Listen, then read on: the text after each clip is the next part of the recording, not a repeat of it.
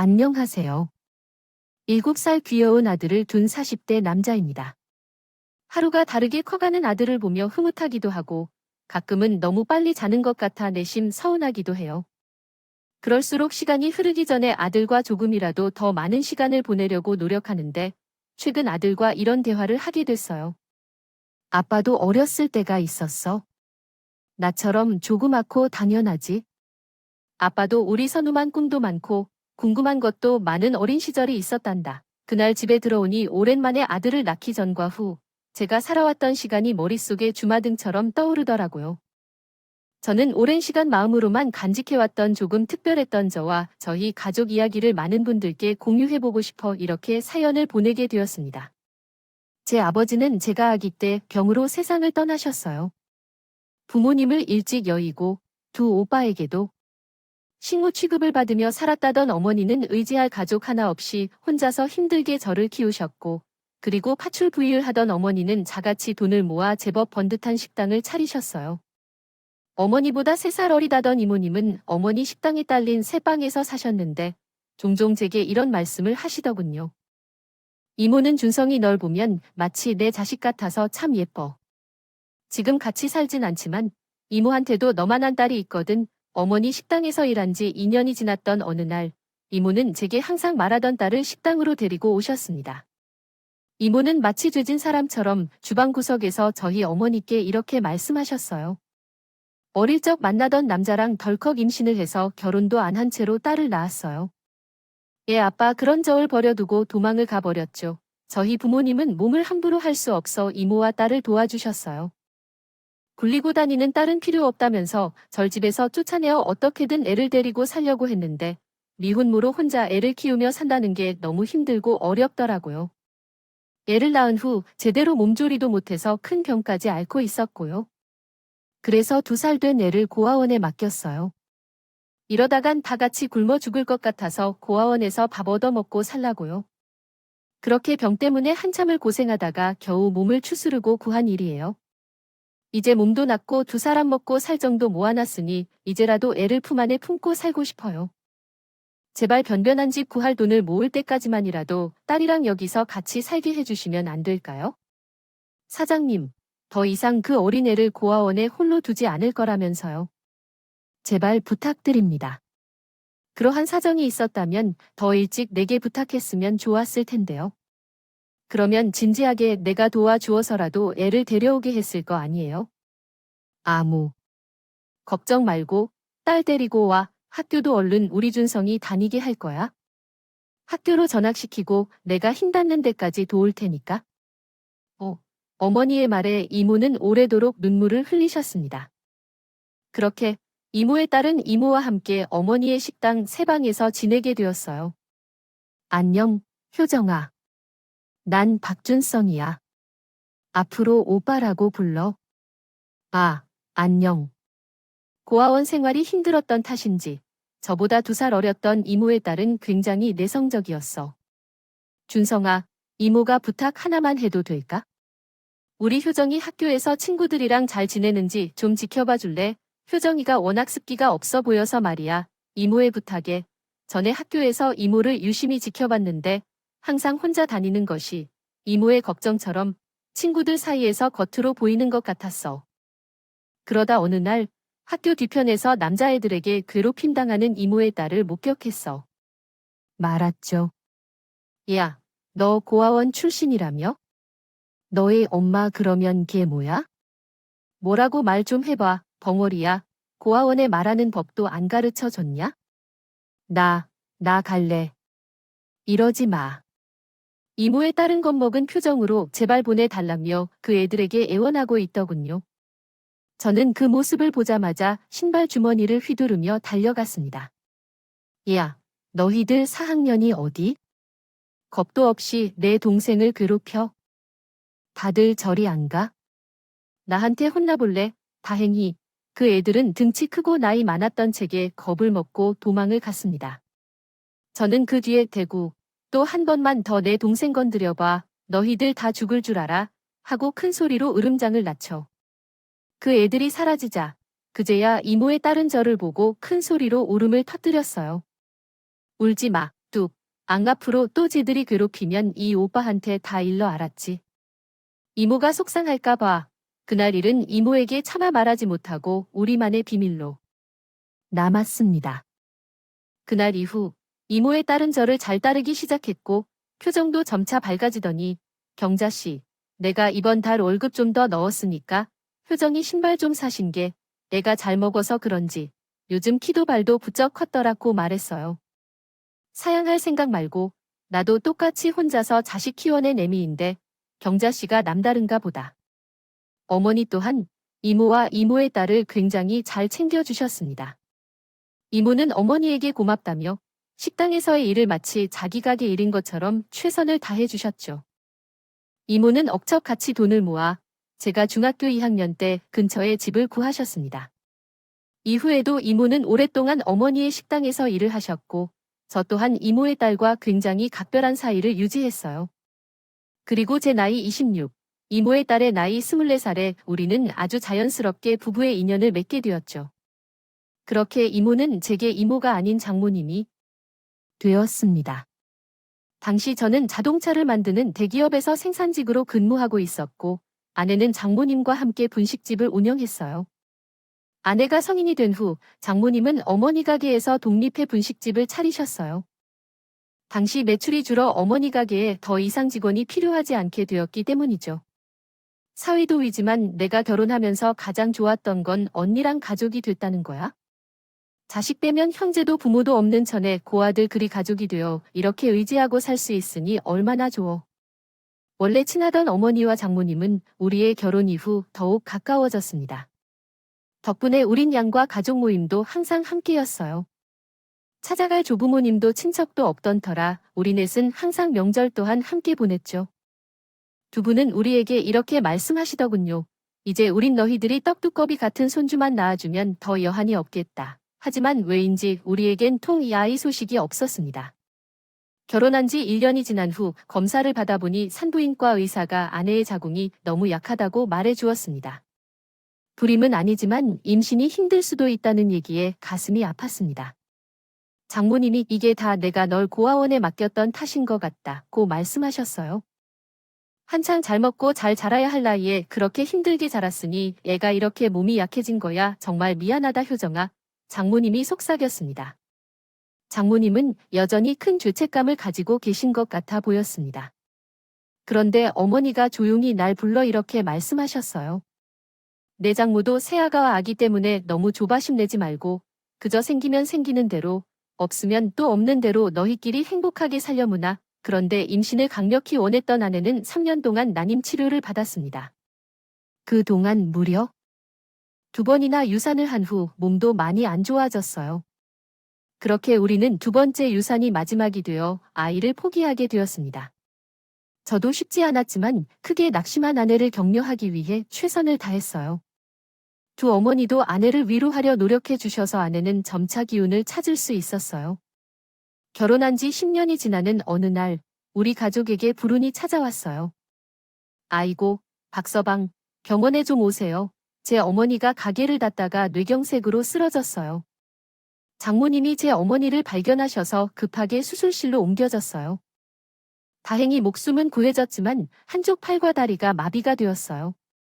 처음 몇 달은 수술을 받은 대학병원에 이후론 요양병원에서 올랜번 생활을 하셨했는데 상주 간병인을 자처했던 건 다름 아닌 장모님이 저와 아내가 말렸지만 장모님은 뜻을 굽히지 않으셨죠. 엄마, 그러지 말고 엄마가 분식집에 있어. 내가 병원에 붙어서 어머님 돌볼게. 장모님 간병인 쓰고 제가 쉬는 날마다 올게요. 몸 불편한 사람 간병하는 일이 얼마나 힘든 건데요. 됐어. 나한테 은인이나 마찬가지야. 도움받을 땐 좋다고 붙어 있다가 아플 땐 모른 척하면 그게 사람인가? 생파 모르는 사람 손에 맡겨봐야 언니만 더 불편해. 젊은 너희들은 너희들 인생 살아. 난 이게 내 인생을 사는 거야? 아내와 저중 벌이가 훨씬 좋았던 전 어머니의 병원비를 대기 위해 직장을 그만둘 수 없었습니다. 결국 전 죄송한 마음으로 장께 어머니를 부탁드렸고 쉬는 날마다 아내와 번갈아가며 장모님과 교대를 했습니다. 미안하다, 경자야. 평생 고생만 하고 산 널 늘하게 하지. 고생시키고 옆에 둔 게 아닌데 아픈 언니를 동생이 돌보지. 그럼 누가 돌봐? 잔말 말고 재활이나 열심히 해. 그게 날 위해 주는 일이야. 어머니는 장님과 우리에게 애 조금이라도 짐이 덜 되고 싶다며 이를 악물고 재활치료에 전념하였습니다. 그 덕에 어머니는 힘들게 남아 스스로 밥도 먹고 거동도 할 수 있을 만큼 몸이 많이 호전되었습니다. 그렇게 시간이 흐르던 어느 날 아내는 제게 폭탄 선언을 하더군요. 여보, 내 나이가 벌써 30대 후반인데 나 늙기 전에 마지막으로 한 번만 더 아기 가지려고 노력하고 싶어. 마지막까지 노력해보지 않으면 나 평생 후회할 것 같아. 단념한 줄 알았던 아내는 끝까지 아이에 대한 미련을 놓지 못했더라고요. 그동안 혼자서 지나가는 아이들을 보며 슬퍼했을 아내를 생각하니 마음이 아팠습니다.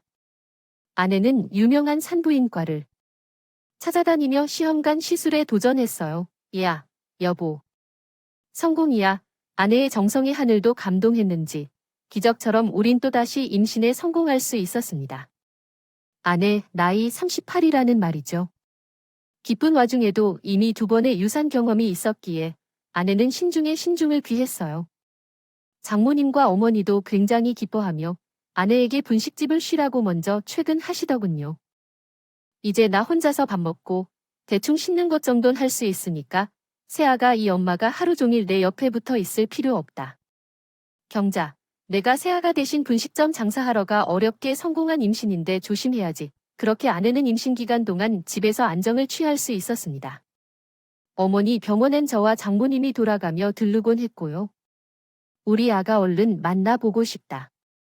찰떡아, 조금만 기다려. 얼른이 엄마랑 아빠랑 만나자. 알았지? 정말 행복한 나날이었습니다. 아내와 전 곧 만나게 될 아이에 대한 기대감에 하루하루 부풀어 가고 있었죠. 하지만 거대한 행복에는 그만한 대가가 따르더군요. 여보, 제발 나만 두고 떠나지 마. 아내는 건강한 아들을 낳았습니다. 하지만 아내의 약한 몸은 힘든 출산을 끝내 견뎌내지 못했어요. 아들을 낳고 중태에 빠진 아내는 결국 제 세상을 떠났죠. 그토록 낳고 싶어 했던 아들과 자신의 목숨을 맞바꾼 채 말입니다.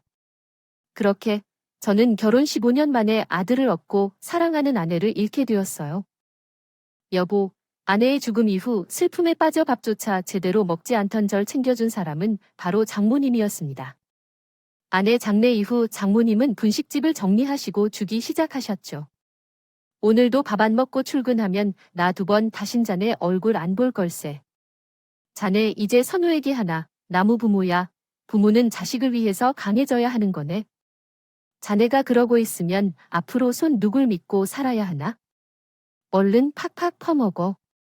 자식을 잃었음에도 굳건하게 버티던 장모님이 너무 존경스러웠어요. 그런 장모님과 어린 아들을 보며 전 억지로라도 힘을 내서 살아갔습니다. 하지만 장모님은 저와 손주를 위해 애써 강한 척을 하셨던 거더군요. 아들이 생후 6개월이 지난 어느 날 장모님은 제게 짧은 편지를 남기곤 흔적도 없이 우리 곁을 떠나셨어요. 편지 옆엔 거액의 돈이 남겨져 있었죠.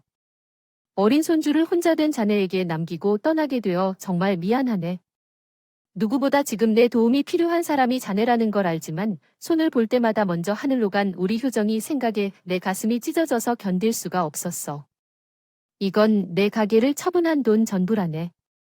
이 돈으로 자네 모친도 선우도 잘 돌봐주게. 어디선가 잘 살 테니 내 걱정은 하지 말게. 날 위해서 날 찾지 말아줘. 장모님은 사시던 집까지 처분하고 사라지셨어요. 저는 혹시 장모님이 극단적 선택을 하셨을까 봐 미친 듯이 걱정이 됐습니다. 저는 즉시 경찰에 실종 신고를 했지만 장모님이 스스로 떠난 정황이 명확해 조치가 취해진다고 하더군요. 하는 수 없이 사람을 써서 수사를 하던 저는 어느 날 밤 멍하니 거실 창밖을 바라보다 문득 몇 달 전 우연히 봤던 장모님의 모습이 떠올랐어요. 침대에 누워있는 저희 아들을 내려다보며 소리도 내지 못하고 가슴을 치며 흐느끼던 장모님의 처절한 얼굴이 말이죠. 그 모습이 떠올리자 제가 장모님을 찾는 일이 진정한 일일지도 모른다는 생각이 들었습니다. 장모님은 정말로 우리 곁에 머무는 일이 괴로우나 생각하니 더 이상 장모님을 찾지 않는 것이 장모님을 위한 일일지도 모르겠다는 데까지 생각이 미치더라도 눈물을 머금고 장모님을 찾는 일을 그만두게 되었죠. 그렇게 제 딸만 바라보고 살던 사람이 자식을 먼저 보내고 얼마나 괴로웠을지 스스로 가족인 우리 곁을 떠날 정도로 말이야. 지금은 그 어떤 말도 귀에 들리지 않을 테니 우린 조용히 기다려 주셨구나. 언젠가 경자가 돌아올 자린 항상 비워둔 채 말이다. 어머니의 말씀을 듣고 저는 어디선가 장모님이 부디 무사히 지내시길 바라며 아내와 장모님을 마음에 묻었습니다. 이후 저는 전보다 더 정신없는 삶을 살아야 했어요. 야근과 연장 물을 불사하며 더 열심히 돈을 벌었죠. 어머니의 간병인 비와 아들의 베이비시터 비용을 모두 감당해내야 했거든요. 장모님이 남겨주신 돈이 있었지만 저는 차마 그 돈을 쓸 수 없었습니다. 그 돈을 쓰는 순간 장모님과 아내에 대한 기억이 제 안에서 모조리 휘발될 것 같아서요. 그렇게 바쁘게 살다 보니 시간은 쏜살같이 흘러가더군요. 정신을 차려보니 어느덧 아내가 세상을 떠난 지도 4년이 흘러 있었고 우리 아들은 유치원을 다니던 5살이 되었죠. 필사적인 재활 운동 끝에 어머니는 마비됐던 팔다리 기능이 많이 돌아오셨습니다. 어머니는 요양병원에서 태어난 후 살던 집을 처분하고 우리 집에서 함께 살게 되었어요. 소일거리 삼아 가벼운 집안이라 할 수 있게 된 어머니 덕에 저는 더 이상 베이비시터를 고용하지 않고 어머니에게 아들을 맡길 수 있었죠. 어머니가 걱정이 되긴 했지만 어머니가 자신이 손주를 돌보길 강하게 원하셨어요. 그런데 오전조 근무를 마치고 집으로 돌아가려던 어느 날 제 휴대폰에 진동이 울리더라고요. 그리고 휴대폰 화면을 확인한 저는 예상치 못한 이름을 보고 까무러칠 듯이 놀라고 말았습니다. 박서방 날쌔 잘 지냈나? 그 사람은 바로 3년 반 전 자취를 감춘 장모님이 너무 놀라 말까지 더듬던 제게 장모님은 잠시 만나 이야기를 하고 싶다고 말씀하시더군요. 저는 아무것도 묻지 않고 장모님께서 말씀해 주신 카페로 곧장 달려갔습니다. 오랜만에 마주한 장모님은 그동안 마음고생이 많이 심하고 얼굴이 많이 해져 있더라고요. 장모님, 그동안 대체 어디 계셨던 거예요? 그렇게 사라지시고 난 뒤에 제가 얼마나 걱정했는지 아세요? 몸은 건강하세요? 어디 아프신 건 아니죠? 난 괜찮아. 미안하네. 나도 그때 마음이 너무 괴로워서 어쩔 수 없이 그런 선택을 했어. 나가고 전에 혼자서 아들 보고 모친 챙기랴 많이 고되고 힘들었지. 내가 이기적인 죄인일세. 정말 미안하네. 장모님은 고향 친구가 비구니로 있던 경기도 외곽의 한 사찰에서 지내셨다는군요. 장모님은 속세와 연을 끊고 살고 싶으셨다고 해요. 추가된 구두점 안나요? 여기 있습니다. 했습니다. 한글 번역 사라지셨다. 당시 아무리 수소문을 해도 찾을 수 없었던 이유가 바로 그거였어요. 그리고 이어진 장님님의 말에 저는 적잖이 당황할 수밖에 없었습니다. 박서방, 자네 지금 만나는 사람 없지? 그럼 내가 소개시켜주는 여자 한번 만나보면 안 되겠나요? 여자요? 갑자기요, 장모님. 저는 재혼 생각 없어요. 그래도 우선 한 번만 만나봐. 내 소원일 세자, 여기. 그 아이 사진이야. 정중한 제 거절에도 소원이라는 말까지 덧붙이며 부탁하는 장모님의 태도에 당황해 전 얼떨결에 장모님이 내미시는 사진을 받아들게 되었어요. 그리고 사진 속 여자의 얼굴을 본 저는 엄청난 충격에 순간 자리에 굳어버리고 말았습니다. 이 사람은 선우 엄마잖아요. 장모님. 사진 속에서 웃고 있는 사람은 바로 죽은 제 걸린 건가 싶어 다급히 장모님을 살폈습니다. 그리고 돌아온 장모님의 대답은 저에게 또다시 엄청난 놀라움을 안겨주었죠. 장모님. 선우, 엄만. 이미 이 세상 사람이 아니잖아요.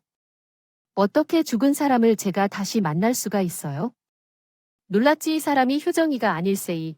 아인 효정이 쌍둥이 동생인 효연이 아는 내 딸이야. 선우, 엄마한테 쌍둥이 동생이 있었다고요. 그렇게 오랜 시간 장모님과 아내를 알고 지냈건만 저는 아내의 쌍둥이 동생에 대해선 단 한 번도 들어본 적이 없었어요. 놀란 저를 보며 장모님은 그동안 숨겨왔던 비밀과 그동안의 일을 모두 제게 털어놓기 시작했습니다. 효정이 고아원에 보내면서 난 동생인 효원이는 해외로 입양을 보냈다네. 좋은 입양처가 있다면서 날 도와줬던 사람들이 효연이를 위한 길이라며 입양을 적극 추천하더라고. 나를 위한 일이라는 말에 눈물을 머금고 입양을 결정했지. 하지만 내가 어리석었던 거야. 배운 것도 아는 것도 없던 내가 너무 무지해서 내 딸을 그만 사지로 밀어놓고 말았던 걸세. 고아원에서 효정이 찾고 난 뒤 늦게 효원이를 찾으려 백방으로 수소문했네.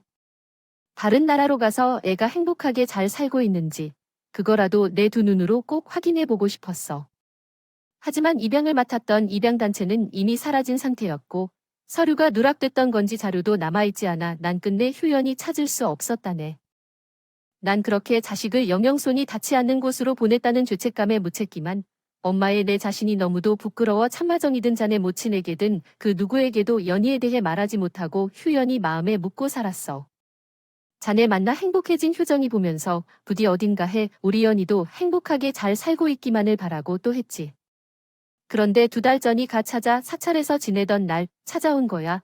그 일 처음 마주한 순간 난 다리에 힘이 풀려 그만 그 자리에 주지 않고 말았다네.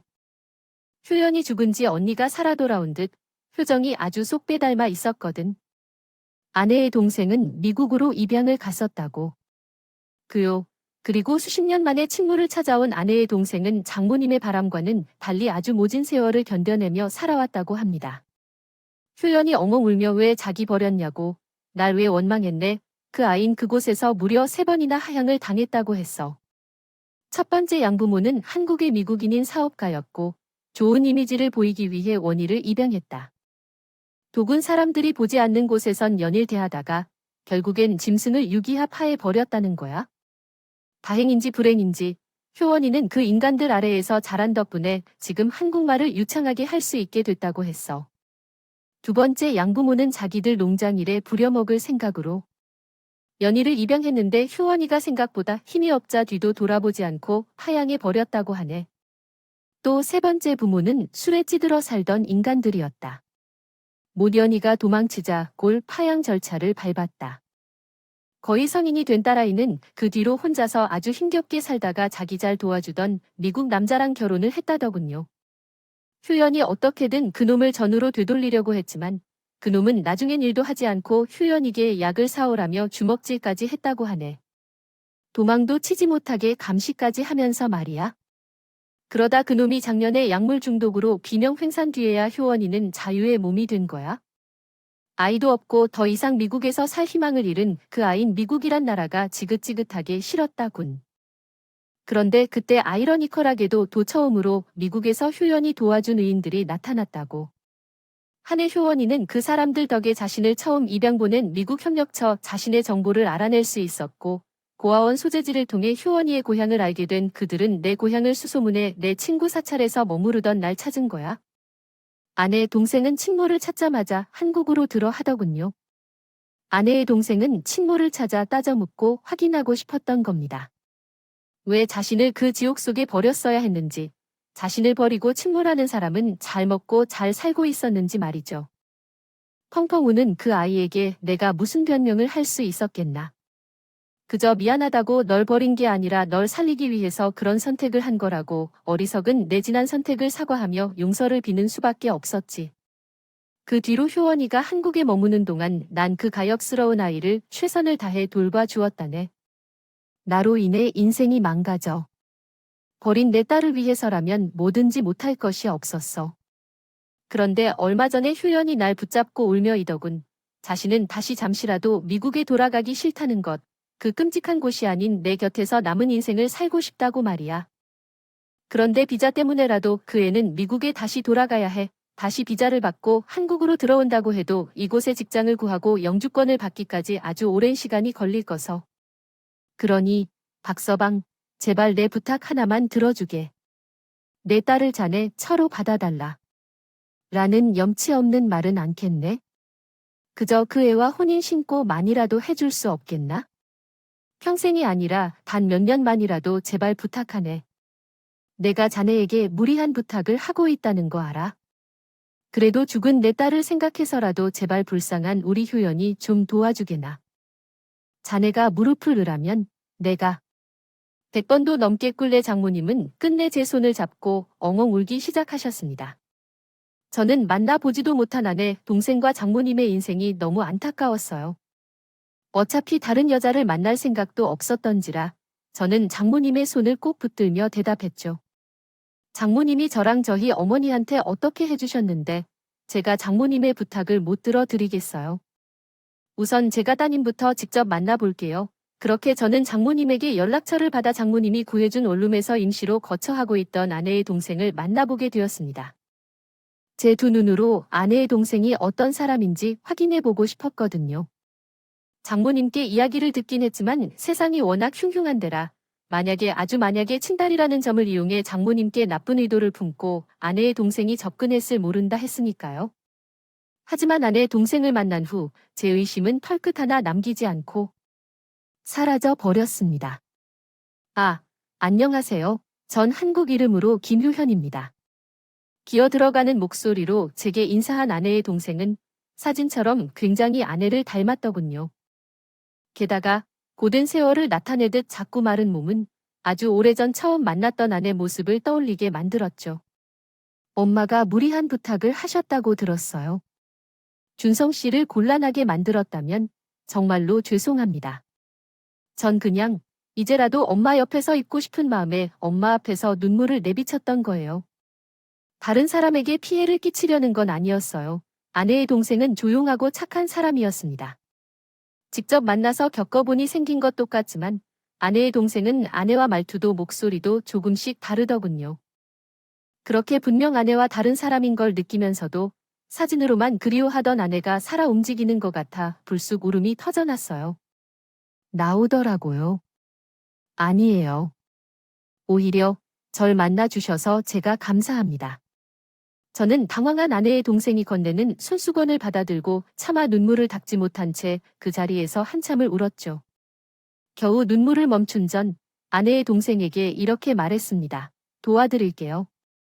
아내 동생이면 저에게도 가족이나 마찬가지니까요. 하지만 이 모든 일을 마지막으로 허락받아야 할 사람이 한 명 있었어요.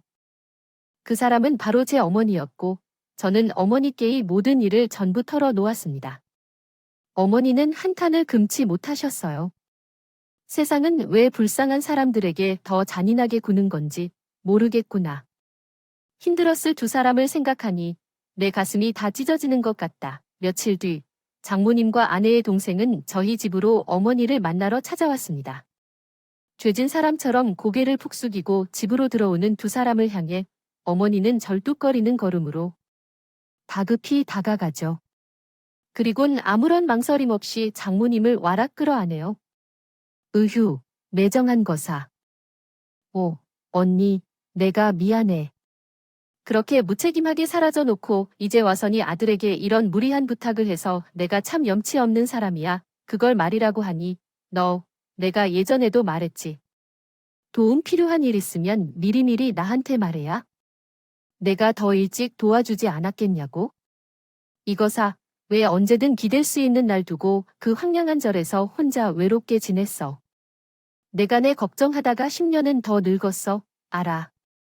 그래, 이름이 효연이 아고 어디, 얼굴 좀 보자. 장모님과 눈물의 상봉식당에 아내의 동생을 바라봤습니다.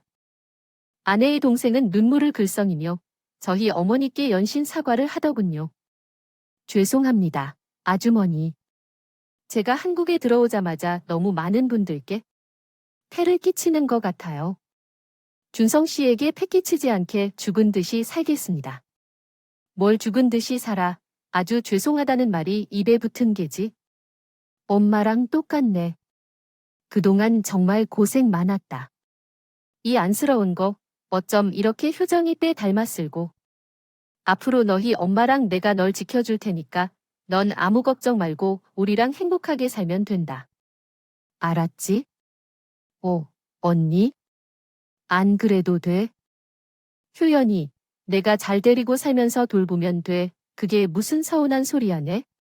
자식이면 내 자식이나 다름없어. 넌 잔말 말고 그 절에서 나와서 빨리 근처의 집부터 구해. 할머니 분들은 누구예요? 바로 그때 방에서 눈치를 보며 나온 제 아들이 어머니를 붙잡고 묻더군요. 어머니는 그런 손주에게 눈물을 글썽이며 이렇게 말씀하셨죠. 우리 선우는 기억 안 나지?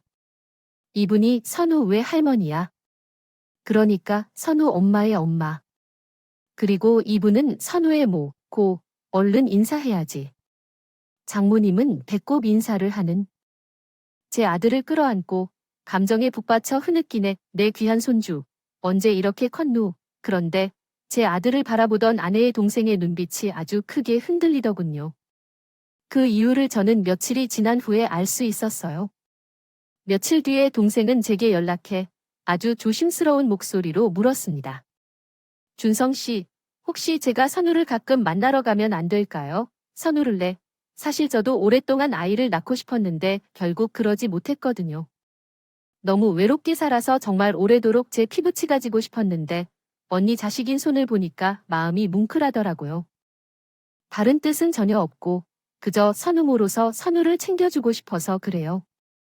혹시 제가 또 무리한 부탁을 드리는 걸까요? 아니에요. 무리할 것까지 없죠. 저희 엄양리도 효현 씨 보고 싶어 하시니까 언제든지 놀러 오세요. 우린 항상 환영이에요. 미국 국적인 아내의 동생과 혼인신고를 한다는 건 생각보다 절차가 복잡하더라고요. 그렇게 혼인신고 절차에 대해 알아보고 준비하는 동안 아내의 동생은 제 아들 보기 위해 장모님과 함께 저희 집을 자주 방문했습니다. 선우야, 오늘은 이모랑 동물원 갈까? 이모도 동물원 한 번도 안 가봤는데 정말 좋아요. 1. 준성아, 너도 같이 가거라. 니엘, 힘들게 효원이한테 맡겨둘 건 아니지. 아내 동생은 제 아들만 보면 좋아해서 어쩔 줄 몰랐습니다. 아내의 동생은 제가 바빠서 미처 데려가지 못했던 많은 곳들을 제 아들을 데리고 돌아다녔죠. 자신도 서울질이라고 전혀 알지 못해 힘들었을 텐데 말입니다. 그런데 이상한 건 자꾸만 저희 어머니가 저와 아내의 동생을 붙여놓으려고 하신다는 거였어요. 준성아, 내가 영화표 예매해놨으니까 효연이 영화 좀 보고 와라네. 네, 효연 씨랑 둘이요.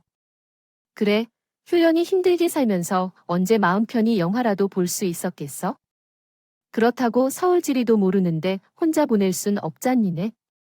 장모는 나 돌봐주느라 같이 못 가? 젊은 내가 그나마 영화관 같은데 잘할 거 아니야? 어머니는 아내의 동생이 무척이나 마음에 드신 듯 했습니다. 한 번은 제게 은근한 목소리로 이렇게 물으시더군요.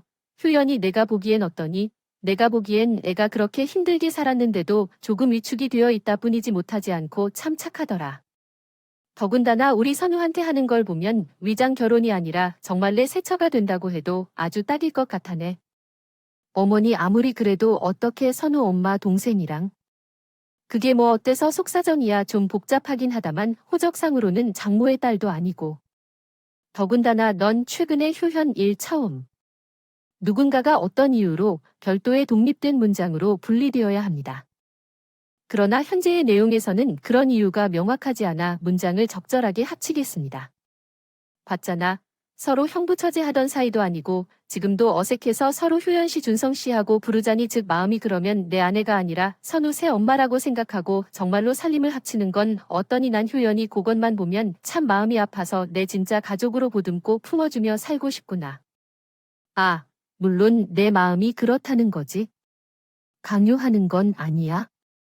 어머니의 말씀을 듣고 마음이 심란해졌다. 이로 지내려고 했지. 진짜로 아내의 동생과 가족이 된다는 생각은 해보지 못했거든요. 하지만 어머니가 저를 괜히 부추겼기 때문일까요? 저는 아내의 동생을 만날수록 사려 깊은 모습과 저희 어머니와 아들에게 잘하는 모습에 자꾸만 마음이 열리기 시작했어요. 아내의 동생 또한 제게 마음이 있는 눈치더니 그러다 제 마음이 확고해진 결정적인 계기가 있었습니다. 아내의 동생과 저 그리고 아들아, 이렇게 셋이나 어린이 뮤지컬을 보고 집에 돌아오는 길이었어요. 저와 아내의 동생은 길거리에서 방을 사고 있었죠. 그때였습니다. 선우야, 위험해. 아내의 동생의 외침에 저는 빠르게 고개를 돌렸어요. 그리고 눈앞에 펼쳐진 광경에 저는 손에 든 계란빵을 내던지고 앞으로 내달렸죠. 선우야, 괜찮아? 효연 씨, 괜찮아요? 선우는 괜찮아요. 아내 동생은 차도 한가운데에서 뒹굴고 있었습니다. 그리고 제 아들은 건너편 인도에 넘어진 채 엉엉 울고 있었어요. 쓰러진 아내 동생의 코앞엔 급정거한 차 한 대가 서 있었고 운전자가 다급히 문을 열고 뛰쳐나왔죠. 괜찮으세요? 애가 갑자기 뛰쳐나와서 깜짝 놀랐어요. 정황을 들어보니 제가 잠시 계산한다고 한 눈을 판 사이 아들이 그만 차도로 뛰어나갔던 거더군요. 뒤늦게 그 광경을 본 아내의 동생은 자기 몸은 신경도 쓰지 않고 아들을 구하기 위해 차도로 뛰어들었던 겁니다.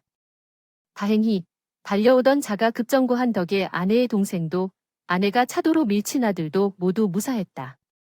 저는 결심했습니다. 제 아들을 위해 목숨도 아끼지 않는 이 사람이라면 제가 평생을 옆에서 지켜줘야겠다고 말이죠. 그 주말 아내의 동생과 장모님 그리고 저희 어머니 앞에서 제 인생을 바꿀 결심을 선언했어요.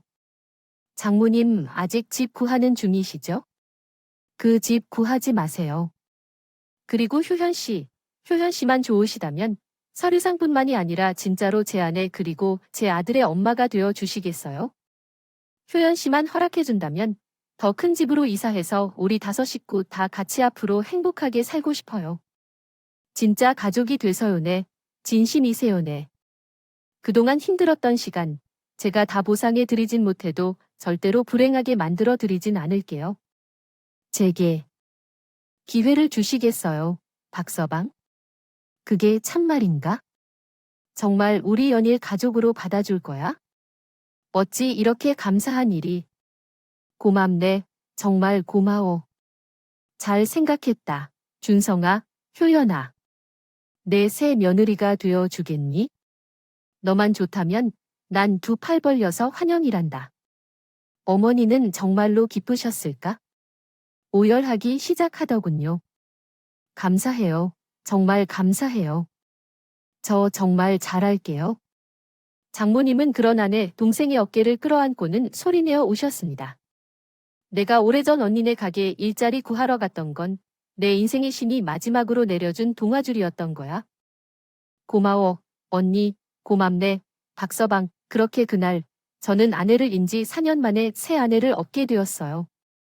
갈래갈래 갈라졌던 우리 가족이 다시금 새로운 5식구가 되던 잊지 못할 순간이었죠. 이후 저는 휴직 계획을 세우고 아내의 동생이 아닌 새 아내와 함께 몇 달간 미국에서 생활해야 했습니다. 아무리 방법을 찾아봐도 결국 결혼 비자를 받기 위해서는 다시 미국에 가야 한다고 했거든요. 미국을 고르곤 아내로서 아픔을 느낄 것을 알면서 새 아내를 혼자 미국에 보내기에는 못 견디겠다 싶어서 큰 결정을 내렸었죠. 그렇게 해서 처음으로 새 아내와 함께 미국을 다녀왔고 미국에 도착하자마자 준비해온 화려한 하와이안 셔츠를 입으며 새 아내에게 이렇게 말했어요. 짜잔. 이게 뭐라고요? 여긴 관광지가 아닌데요. 어때요? 여기서 내가 제일 눈에 띄겠죠? 정말 참신한가 봐요. 같이 다니면 창피해할 정도로요. 오늘은 이 옷을 입고 자신 있게 다닐 거로다. 당신이 창피해한다고 생각 안 한단다. 아무 생각도 안 하게 할 거거든요. 그러니까 여보, 이제부터 미국을 함께 하자. 생각하면 끔찍했던 과거가 아니라 오늘을 떠올려줘. 떠올리기만 해도 우습고 창피한 내 모습을 생각하면 이곳에 대한 당신의 아픈 기억도 조금 흐릿해지지 않을까요? 아내는 제 말에 눈시울을 켰습니다. 그리고 눈물을 손등으로 닦아내며 이렇게 대답했죠. 고마워요. 꼭 그럴게요. 제가 나쁜 기억들이 강렬해서 그렇지만 사실 이곳에도 좋은 사람들이 많았어요. 제게 잘해주셨던 초등학교 선생님들, 친구들, 그리고 엄마를 찾아주기 위해 돈 한 푼 받지 않고 발로 뛰어주신 많은 분들까지 말이에요. 좋은 기억도 나쁜 기억도 모두 지금의 가족을 만나기 위한 고난의 여정이었다 생각할게요. 그렇게 저와 새 아내는 몇 달 뒤 한국으로 들어왔고 5식구가 살기에 적당한 넓은 집으로 이사도 하게 되었습니다. 혼인신고까지 무사히 마친 뒤 저와 새 아내는 그렇게 진정한 결혼 생활을 시작할 수 있었습니다. 있었죠. 새 아내를 처음 만난 지도 2년이 흘렀는데 지금 우리 5식구는 더없이 행복한 시간을 보내고 있답니다. 엄마, 다녀왔습니다. 선우, 왔어? 어머, 왜 이렇게 흙투성이? 당신도 마찬가지네. 두 사람이 놀이터 흙바닥에서 같이 놀았구나. 아휴, 내가 못 살아. 정말 얼른 옷 갈아입고 와요. 내가 갈비찜 해놨어요.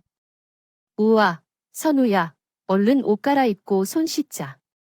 엄마, 어머님, 화투 그만 치고 두 분 다 식사하러 오세요. 기다려 봐라. 아유, 언니, 손에 몰래 화두째 숨기고 있는 거 아니야? 무슨 타자도 아니고 왜 이렇게 잘 쳐? 이게 실력이라는 거야? 넌 두 팔 다성한 애가 한쪽 팔이 불편한 나한테 속임수로 졌다고 하면 창피하지 않겠냐? 다시 만난 두 어머니는 전보다 더 사이좋게 아웅다웅 지내고 계십니다. 그동안 내심, 엄마 있는 친구들을 부러워했던 저희 아들은 처음 가지게 된 엄마가 너무 좋은 나머지 집에만 오면 새아내 옆에서 떨어질 줄을 몰라요. 제 새아내는 요즘 꽃집을 시작했습니다. 바로 6년 전 장모님이 제게 남겨주셨던 그 돈으로 말이죠. 때부터 전 꽃집이 하고 싶었어요. 꽃을 들고 있는 사람들은 항상 행복해 보였거든요. 제가 받지 못했던 행복을 남들에게 나눠주는 사람이 되고 싶었죠. 이런 새아내에게 꽃집을 차려주는 것이 차마 쓰지 못하고 아껴뒀던 장모님의 돈에 마땅한 쓰임새 생각했고 지금도 그 생각엔 변함이 없습니다. 얼마 전 저와 단둘이 술을 한 잔 냈던 아내는 눈가를 여에게 이렇게 말했습니다. 저를 조건 없이 사랑해주는 엄마, 어머님, 그리고 자상한 남편과 사랑스런 아들까지. 전 태어나서 이렇게 행복해 본 적이 처음이에요. 이게 다 그때 날 받아준 당신 덕분이에요. 정말 고마워요. 여보, 아니야. 열심히 행복해줘서 내가도 고마워요. 저는 앞으로도 상처로 얼룩졌던 아내의 과거를 보듬으며 두 어머니와 아들과 함께 힘들게 얻은 행복을 지키며 살아가려고 합니다. 여러분, 이번 일을 겪으며 저는 고아와 입양 문제에 관한 심각한 문제에 대해 관심을 갖게 되었어요. 그래서 이를 계기로 사회적 문제에 관심을 갖고 고아와 입양 단체의 꾸준한 기부와 관심을 아끼지 않으려 합니다. 그러니 부디 많은 분들이 제 사연을 듣고 저처럼 소외된 고아 입양 문제에 많은 관심을 가져주셨으면 좋겠어요. 사람들의 관심이 커질수록 그 관심은 감시자의 눈이 되어 불합리하고 부정적인 일이 발생하는 걸 막아줄 테니까요. 그래서 제 사연이 더는 제 새아내처럼 입양으로 고통받는 아이들을 만들어내지 않는데 일조할 수 있었으면 좋겠습니다. 앞으로 행복만 가득한 제 새아내의 미래에 대해 많은 응원 부탁드리며 사연을 마치겠습니다. 감사합니다.